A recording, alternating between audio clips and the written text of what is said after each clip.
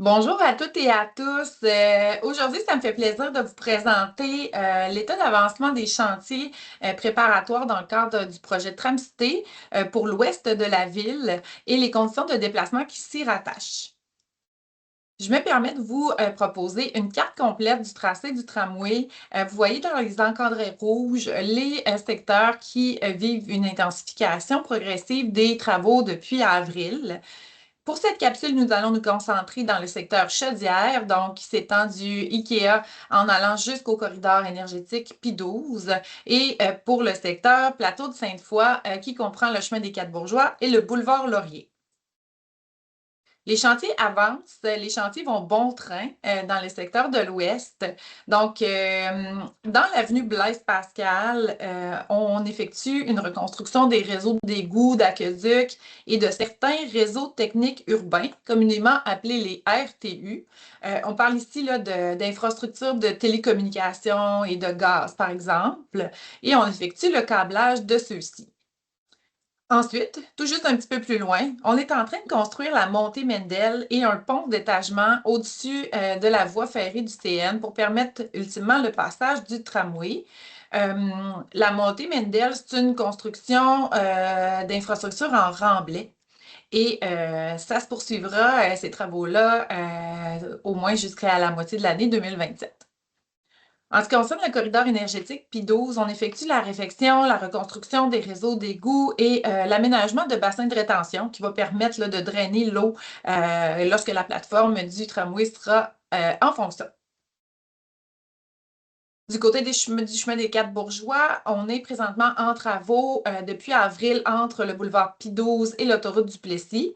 On effectue également des travaux en souterrain. On fait de la reconstruction de réseaux d'égouts, d'aqueducs et on fait du câblage de RTU.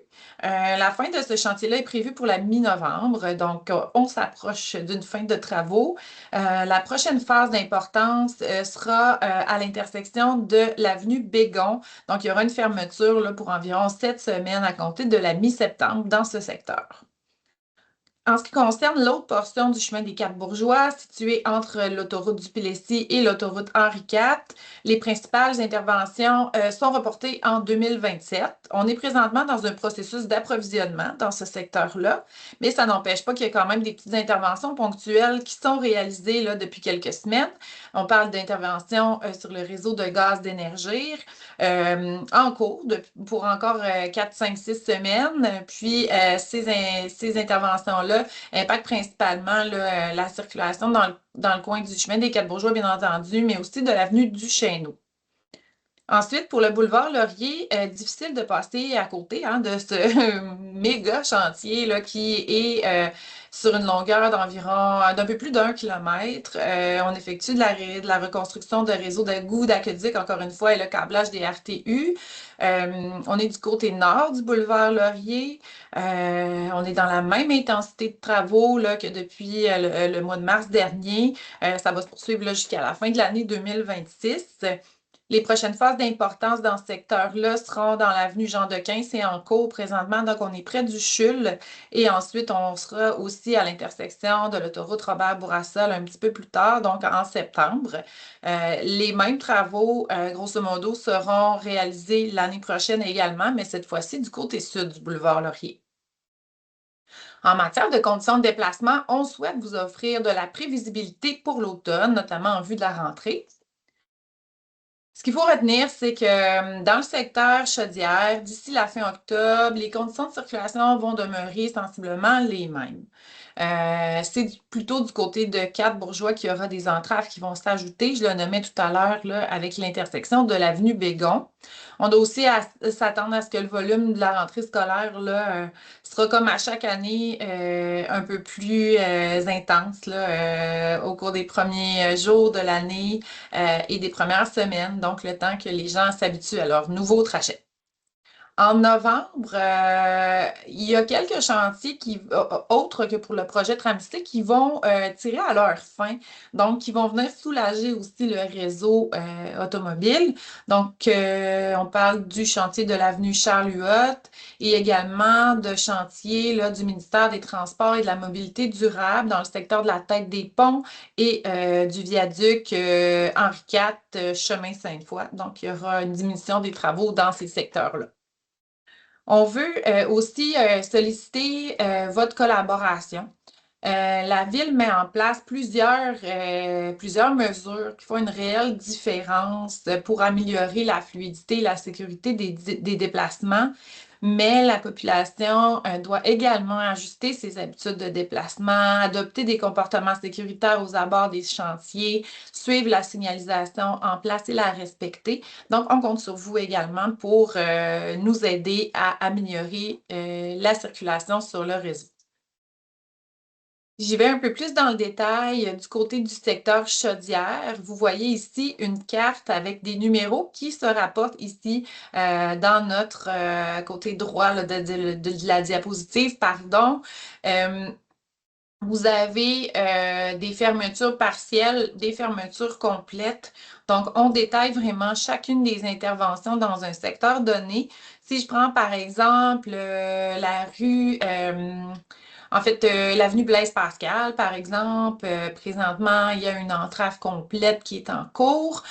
Puis ensuite de ça, on va passer à une entrave partielle. Donc, on veut vraiment ici vous donner une certaine prévisibilité. Les dates ne sont pas ultra précises, mais en même temps, ça vous donne une bonne idée de qu'est-ce qui est en cours, qu'est-ce qui s'en vient dans un secteur donné.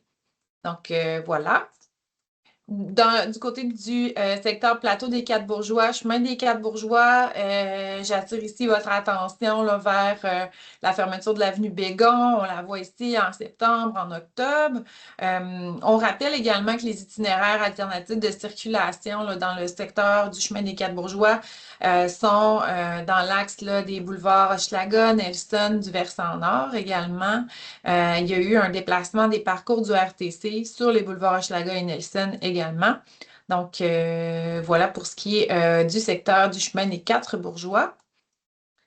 Ensuite, dans le secteur du boulevard Laurier, on a en tant que tel le chantier du boulevard Laurier. On vous mentionne notamment l'intersection du boulevard Robert Bourassa ici qui s'en vient en fermeture partielle en septembre et en octobre, mais également les autres chantiers qui sont en cours dans le secteur, là, notamment les travaux de l'interconnexion du ministère des Transports et les travaux de l'avenue Charles-Huot qui sont en cours et qui vont se terminer prochainement. On rappelle aussi les itinéraires alternatifs de circulation, notamment sur le boulevard Hochelaga. On l'a mentionné à plusieurs reprises, mais c'est vraiment un axe qui vous permet de contourner la zone de travaux. D'ailleurs, les voies réservées ont été déplacées en ce qui concerne le RTC et les parcours Métrobus également sont sur le boulevard Hochelaga depuis le 21 mars dernier. Ici, parlant de RTC, on a un rappel des changements de parcours au 22 août, donc dans quelques jours. Vous avez une carte complète. Je vous invite à consulter le rtcquebec.ca/réseau pour avoir vraiment tous les détails puis aller vraiment chercher les parcours qui vous intéressent. Sous peu, on va lancer une campagne pour la planification des déplacements.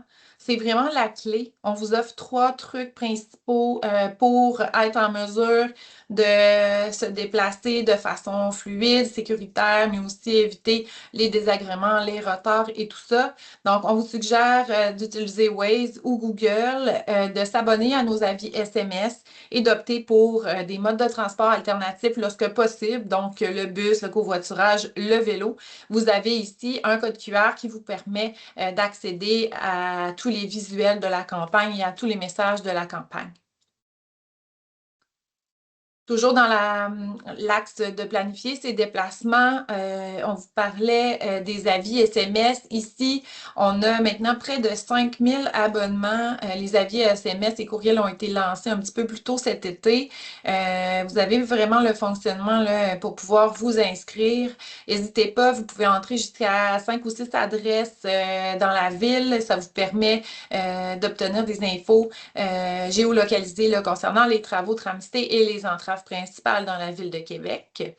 Et de vous fier également à notre page des entraves qui a été revampée récemment pour vous permettre d'obtenir plus de détails, que l'information soit plus à jour et tout ça. Donc, n'hésitez pas au ville.québec.qc.ca/entraves. Vous allez vraiment avoir un portrait de toutes les entraves de la ville, que ce soit pour le projet Tramcité, mais aussi pour les projets de la ville, pour les travaux publics, mais également les projets de construction privée ou des partenaires comme le ministère des Transports. Voilà, en terminant, je me permets de faire quelques rappels pour s'informer. Pour le projet Tramcité, les chantiers par secteur, on vous invite à consulter le tramcité.info. Pour des questions, commentaires, plaintes, demandes de renseignements, par téléphone ou en ligne, la porte d'entrée officielle, c'est le 311. Alors, n'hésitez pas à nous contacter. Ça va nous faire plaisir de vous donner les informations requises. J'ai un petit rappel ici pour les ajustements au transport en commun, l'adresse Internet, mais aussi ne pas hésiter à télécharger l'application Nomade et pour ceux qui proviennent de la Rive-Sud, la stlevy.ca. En ce qui concerne les modifications à la circulation, donc nos applications de navigation, je l'ai nommé, la page des entraves, je l'ai nommé. Si vous souhaitez vous abonner au communiqué de presse également, vous pouvez le faire. Vous allez recevoir à ce moment-là l'ensemble des communiqués de presse qui sont émis en matière de circulation à la ville. Nos entraves, pas nos entraves, mais nos envois géolocalisés pour parler des entraves dans les axes majeurs. Il y a un abonnement qui est requis, n'hésitez pas. Et toujours de se fier à la signalisation aux abords des chantiers. Alors, merci pour votre écoute et bonne rentrée.